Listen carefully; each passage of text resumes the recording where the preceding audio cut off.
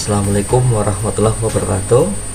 Kali ini saya akan meresensi buku yang berjudul Memburu Kalacakra karya Ani Sekarningsih. Buku ini bertema pencarian makna hidup yang disikapi dari berbagai sudut pandang yang berbeda. Latar tempatnya ada di Bogor, Bandung, Bali, Jakarta, Mekah, Madinah, New York, dan New Orleans. Adapun tokoh dan penokohannya, yang pertama adalah Arleta. Dia rajin mencari pengetahuan baru, orangnya tabah, sabar, melankolis, mudah terbawa perasaan, pemaaf, seorang perempuan dengan satu anak yang selalu teringat cinta pertamanya, yaitu Rian. Kemudian tokoh yang kedua adalah Imaderian, lelaki yang disukai Arleta.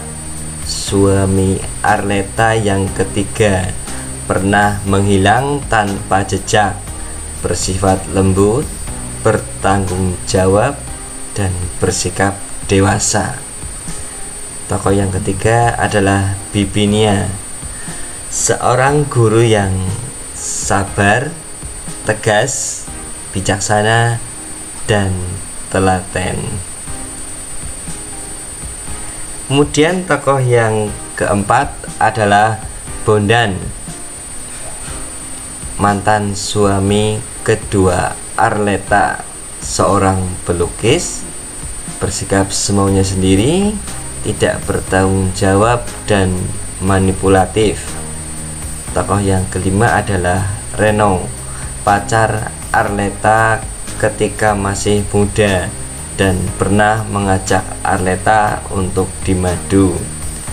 Sikapnya mau menang sendiri, memiliki etika tidak baik. Ia merupakan seorang penulis sukses. Tokoh yang keenam adalah ayah Arleta, mantan wedana di Sukabumi, memiliki watak keras, bertanggung jawab, dan bijaksana. Kemudian tokoh yang ketujuh adalah Ibu Arleta, seorang ibu yang keras, melankolis, pemaaf, dan bijaksana. Nah, kita akan membahas juga gaya bahasa dalam novel Memburu Kalacakra maksudnya ya. Gaya bahasa yang digunakan dalam novel Memburu Kalacakra secara keseluruhan cenderung menggunakan penyampaian yang serius, yang sedikit canda, sehingga pembaca akan dibawa pada pemahaman sebuah makna hidup yang disampaikan secara filosofis. Bahasa yang serius juga menuntut pembaca secara seksama dan tidak sekilas membaca agar mudah memahami tentang makna-makna filosofis yang disampaikan pengarangnya. Adapun ringkasan ceritanya adalah novel Memburu Kalacakra diawali dengan sebuah pembuka mengenai kedatangan tokoh Pak Jati yang hendak menagih utang pada Arleta. Arleta merasa panik sebab ia tidak merasa berhutang. Yang berhutang adalah Bondan, suami Arleta. Memang sudah beberapa hari Bondan tidak menunjukkan batang hidungnya. Ternyata ia minggat dengan membawa kabur uang utang tersebut. Bondan secara sadis menggadaikan rumah yang mereka tinggali, padahal rumah tersebut merupakan rumah milik Arleta, warisan dan jeripayah Aji, suami pertama Arleta yang meninggal tenggelam sewaktu perjalanan bekerja di ladang minyak lepas pantai. Aji merupakan suami yang baik dan bertanggung jawab, tetapi kejadian meninggalnya Aji mengubah hidup Arleta. Di saat kesepian itulah datanglah Bondan yang mampu menaklukkan hati Arleta. Bondan hanya seorang pelukis miskin dengan penampilan seadanya. Mengetahui hubungan Arleta dan Bondan, orang tua Arleta tidak setuju. Mereka khawatir dengan keberlangsungan hidup Arleta, sebab penghasilan dan gaya hidup Bondan yang tidak teratur. Namun demikian, Arleta tetap bersikukuh menikah dengan Bondan. Arleta pun akhirnya menikah dengan Bondan tanpa persetujuan orang tua. Arleta pun mengandung anak pertamanya. Kedatangan Pak Jati itulah menjadi awal dimulainya petualangan Arleta dalam mencari makna hidup. Arleta dalam keadaan mengandung pun akhirnya terusir sebab tidak mampu melunasi utang Bondan. Arleta tidak bisa mengelak karena Bondan menjaminkan sertifikat tanah dan rumah yang mereka tinggali. Anak hubungan Arleta dan Bondan pun lahir. Anak tersebut diberi nama Garin, namun anak tersebut mengalami cacat. Di saat pusing memikirkan kelangsungan hidup, datanglah kabar bahwa Arleta diterima bekerja di Mitex, sebuah perusahaan multinasional. Namun Arleta harus rela meninggalkan Garin. Garin pun dititipkan pada Bibinia. Secara ekonomi, akhirnya kehidupan Arleta pulih kembali. Saat di Amerika, mengalami banyak kejadian dari kecurian tiket dan uang. Itu kejadian yang dialami Arleta ya. Kemudian bertemu orang baik, bertemu peramal, hingga menemukan masa lalunya yang hilang. Masa lalu yang hilang itu tidak lain adalah Rian. Rian merupakan cinta pertama Arleta. Saat itu usia Arleta masih usia SD. Rian sering membacakan cerita, bermain bersama, bahkan memandikan Arleta. Rian adalah seorang mahasiswa yang indekos di rumah Bibinia. Namun Bibinia menganggap Rian seperti keluarga, sehingga mempercayakan Arleta pada Rian.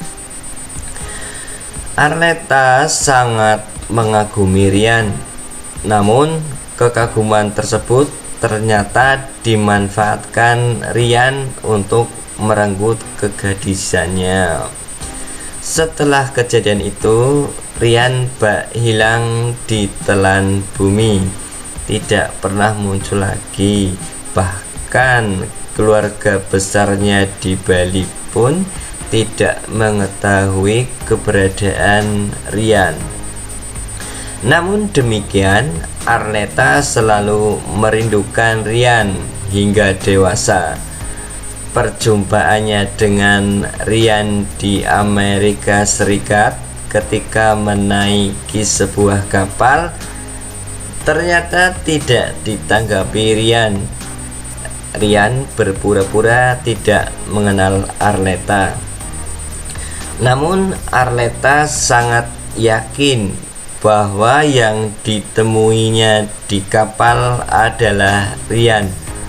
Hal tersebut semakin membuat Arleta penasaran dengan keberadaan cinta pertamanya itu. Pergulatan hidup Arleta semakin berwarna ketika ia sering bertemu banyak orang dengan pandangan yang bermacam-macam. Arleta banyak belajar mengenai Reiki, Tarot, ajaran Islam, Konghucu, kebudayaan Cina, hingga kejawen. Bahkan Arleta juga mempelajari Kristen dan New Age. Pergumulan dengan orang-orang yang kompeten dalam ajaran kehidupan tersebut membuat Arleta banyak belajar dari orang-orang tersebut. Pengalaman spiritual ketika ke Mekah dan Madinah pun memberikan pandangan lebih terbuka tentang hidup. Kisah hidup Arleta pun berlanjut dengan pertemuan antara dirinya dengan Ryan di Bali. Saat itu Arleta sudah memiliki rumah di Asah Panji, Bali. Saat itulah teman Arleta yaitu Chandra Dharma dan Putu Jawi mempertemukan Arleta dengan Ryan. Pertemuan itu membuat Arleta gugup. Dari pertemuan itu, Ryan menjelaskan perihal dirinya yang dulu lenyap menghilang. Ryan saat itu hendak pulang dari kuliah ke kos. Namun di jalan ada mobil berhenti mengajak Ryan naik. Ternyata pemilik mobil tersebut merupakan seorang pengusaha dan sering bolak-balik ke luar negeri. Pengusaha tersebut menganggap Ryan sebagai anaknya. Ternyata pengusaha tersebut mengalami depresi kehilangan anak satu-satunya. Menurut pembantu pengusaha tersebut, wajah Ryan mungkin dianggap mirip anaknya yang telah tiada. Semenjak itu Ryan mengarungi hidupnya di Amerika. Ryan juga menjelaskan pertemuannya dengan Arleta di Amerika saat di kapal. Mengapa ia mengaku tidak kenal dengan Arleta? Ryan mengatakan bahwa saat itu ia bingung sehingga berusaha menutupinya. Namun semenjak kejadian itu Ryan merasa sangat bersalah. Kejujuran Ryan membuat hati Arleta luluh dan kemudian memaafkan Ryan. Masalah muncul kembali ketika Arleta dan Ryan bersepakat untuk menikah. Perbedaan agama antara Arleta dan Ryan membuat kedua orang tua Arleta tidak menyetujui pernikahannya. Namun demikian, orang tua memutuskan bahwa itu semua terserah Arleta. Orang tua Arleta pun berpesan bahwa mereka tidak akan menghadiri pernikahan tersebut. Akhirnya pernikahan tersebut berlangsung di rumah keluarga Ryan di Bali dan menggunakan adat Bali. Ryan pun menjadi suami yang baik dan ia menerima Garin seperti anaknya sendiri. Namun kebahagiaan tersebut tidak berlangsung lama. Beberapa bulan setelah menikah, badai kesedihan melanda Arleta. Ryan yang memiliki hobi fotografi ingin mengabadikan foto sembari santai dari rutinitas. Ia akan memotret di Jawa Timur. Namun saat pergi, Arleta tidak ikut karena beberapa alasan. Tidak diduga saat di Jawa Timur sedang terjadi huru-hara besar. Ryan pun menjadi korban huru-hara tersebut. Ryan menjadi korban huru-hara di Situbondo. Dalam keadaan luka parah, Ryan dapat dibawa ke salah satu rumah sakit di Bali. Arleta pun mengunjungi Ryan di rumah sakit dengan perasaan tak menentu. Kemudian Arleta dipertemukan dengan Ryan yang sedang sekarat. Ryan sadar, namun hanya sebentar. Akhirnya Ryan menghembuskan napas terakhir. Namun sebelum Ryan meninggal, Arleta sudah membisikkan pada Ryan bahwa ia sedang mengandung buah hati hasil cinta mereka. Setelah kepergian Ryan, beberapa kali Bondan merayu Arleta untuk rujuk atau menikah kembali. Namun Arleta menolak ajakan tersebut. Arleta kemudian memilih menjadi guru di pedalaman Kalimantan. Kisah selanjutnya, Arleta kemudian memilih untuk pergi ke Sausalito bersama Garin dan anak hasil pernikahan dengan Ryan. Ya, itu ringkasan ceritanya. Nah, ulasannya, Memburu Kalacakra merupakan novel garapan Ani Sekar Ningsih. Dari judulnya saja kita dapat mendengarai bahwa Memburu Kalacakra berhubungan dengan waktu. Kala yang berarti waktu, sedangkan cakra bisa diartikan sebagai lingkaran. Jadi Kalacakra merupakan lingkaran waktu. Lingkaran waktu perjalanan hidup manusia, baik suka maupun duka. Novel ini menyajikan suatu kompleksitas kehidupan manusia dengan segala peristiwa yang dialami tokoh-tokohnya. Pusat penceritaan pada tokoh Arleta yang memiliki sikap mandiri dan kritis terhadap persoalan hidup. Sikap mandiri yang ditunjukkan tokoh Arleta menunjukkan bahwa seorang perempuan pun mampu keluar dari jeratan hidup memilukan tanpa mengandalkan bantuan laki-laki semata. Namun demikian, sebagai perempuan normal, Arleta berulang kali terjebak pada naluri alamiah, yaitu mencintai laki-laki. Banyak tipe laki-laki yang singgah mengisi kehidupan Arleta, dari yang bertanggung jawab seperti Aji hingga lelaki pecundang seperti Bondan. Jika saja tokoh Aji tidak tenggelam saat perjalanan kerja di lepas pantai, tentu jalan cerita akan berbeda.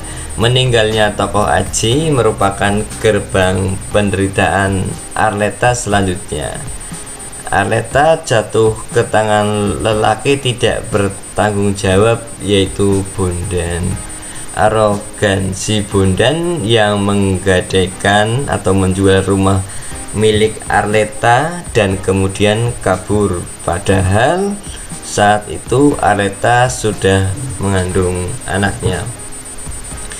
Ketabahan Arleta menghadapi segala cobaan menjadikan ia semakin dewasa dan bukan menjadikan ia pendendam. Bondan yang telah pergi meninggalkannya ternyata bertemu kembali di Bali. Pertemuan pertama semenjak Bondan minggat ternyata semakin menyakitkan hati Arleta.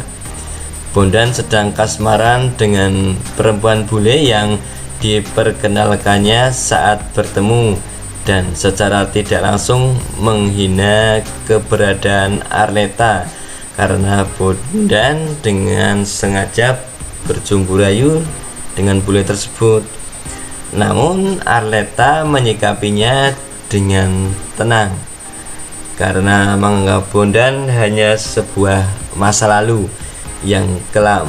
Sikap dewasa dan bijak yang ditunjukkan Arleta adalah ketika Bondan diantar seorang untuk berobat. Pada saat itu Arleta menjadi ahli pengobatan dengan kemampuan Reiki dan ilmu pengobatan yang dimiliki.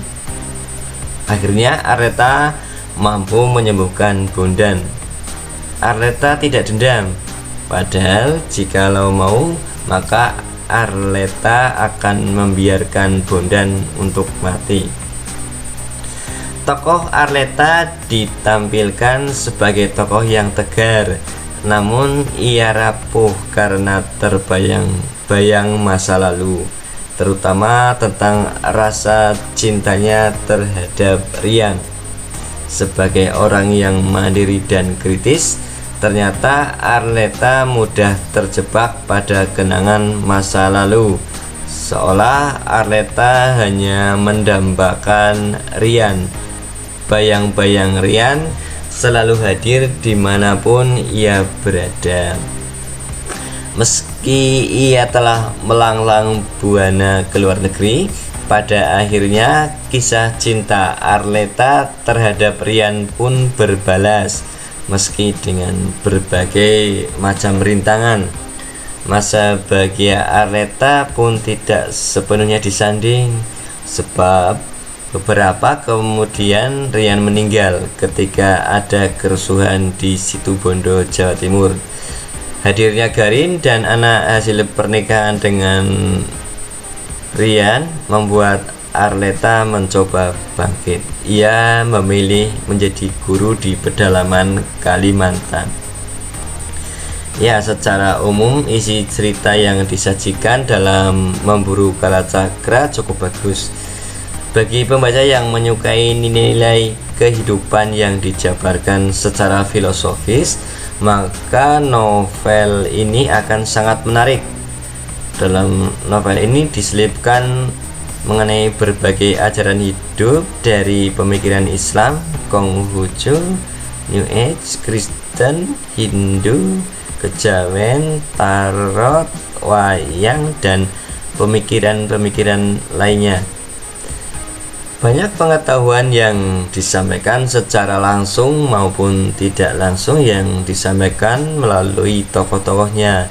Novel ini juga menyajikan kehidupan masyarakat yang dilihat dari sisi antropologis, sebab dalam novel ini diperkenalkan budaya-budaya khas Indonesia dengan begitu detail.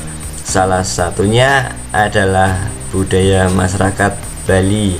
Namun demikian, bagi pembaca yang tidak terlalu menyukai ataupun tidak akrab dengan filsafat, maka novel ini akan cukup melelahkan, sebab beberapa bagian isi novel seperti sebuah ceramah yang panjang dan bertele-tele. Diperlukan pemahaman mendalam untuk menyerap intisari dari ajaran-ajaran kehidupan yang disajikan dalam novel tersebut. Novel ini bukanlah kategori novel yang dapat dibaca dengan cepat, sebab bahasa yang filosofis dan serius membutuhkan konsentrasi dalam mencernanya.